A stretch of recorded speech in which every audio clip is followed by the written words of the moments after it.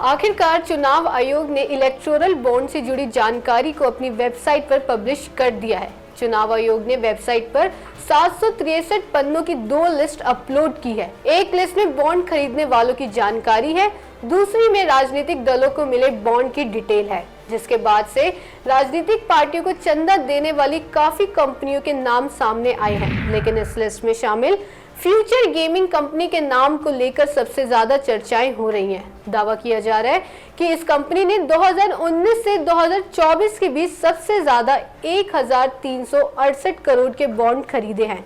अब सवाल उठता है कि आखिर कौन है इस कंपनी का मालिक। इस वीडियो में हम इसी से जुड़ी जानकारी आपसे साझा करेंगे। नमस्कार, मैं उमंग और आप देख रहे हैं खबर फास्ट का डिजिटल प्लेटफॉर्म। राजनीतिक पार्टियों को सबसे ज्यादा चंदा देने वालों की लिस्ट में शामिल फ्यूचर गेमिंग कंपनी के नाम को लेकर सबसे ज्यादा चर्चा हो रही है। वहीं अब सबके मन में एक ही सवाल उठ रहा है कि आखिर कौन है इस कंपनी का मालिक। आपको बता दें, इस कंपनी का मालिक और कोई नहीं बल्कि स्टैंगो मार्टिन है, जिसको लॉटरी किंग के नाम से भी जाना जाता है। स्टैंगो मार्टिन ग्रुप ऑफ कंपनीज के फाउंडर और साथ ही चेयरमैन भी हैं, जिन्होंने बहुत कम उम्र में लॉटरी इंडस्ट्री में अपनी यात्रा शुरू की और जल्द ही इंडस्ट्री में मुकाम भी हासिल किया। मार्टिन को भारत का लॉटरी किंग भी माना जाता है, क्योंकि उन्होंने सालों के अपने इनोवेशन और मार्केटिंग से देश दुनिया में अपने लॉटरी के काम में लीडरशिप से पोजीशन हासिल की है।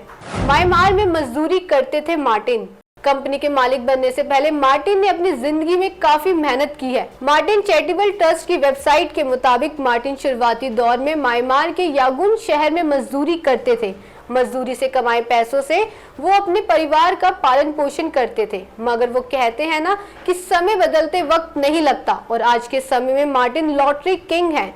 इतना ही नहीं, बाद में वो इंडिया वापस आए और 1988 में उन्होंने तमिलनाडु में अपनी लॉटरी बिजनेस को शुरू कर दिया।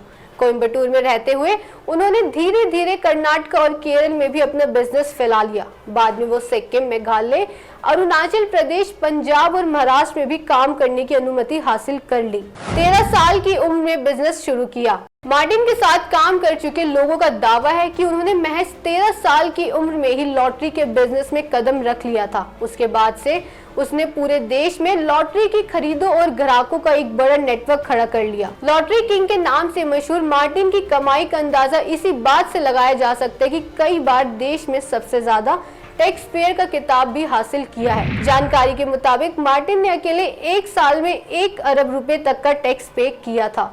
Future gaming and hotel service private limited को 30 दिसंबर 1991 में बनाया गया था। ये कंपनी सिक्किम, नागालैंड और पश्चिम बंगाल समेत पूरे देश में लॉटरी के टिकट बेचती है। इतना ही नहीं, जब हमने मार्टिन की कंपनी के बारे में रिसर्च की तो हमें पता चला कि future gaming and hotel service company के खिलाफ लॉटरी रेगुलेशन एक्ट 1998 में आईपीसी के तहत कई केस दर्ज है। साथ ही कंपनी के खिलाफ ईडी ने 23 सितंबर 2023 को कोर्ट में चार्जशीट भी दायर की थी। वीडियो मेरी जानकारी कैसी लगी हमें जरूर बताएं। देश दुनिया की तमाम खबरों के लिए देखते रहे खबर फास्ट का डिजिटल प्लेटफॉर्म।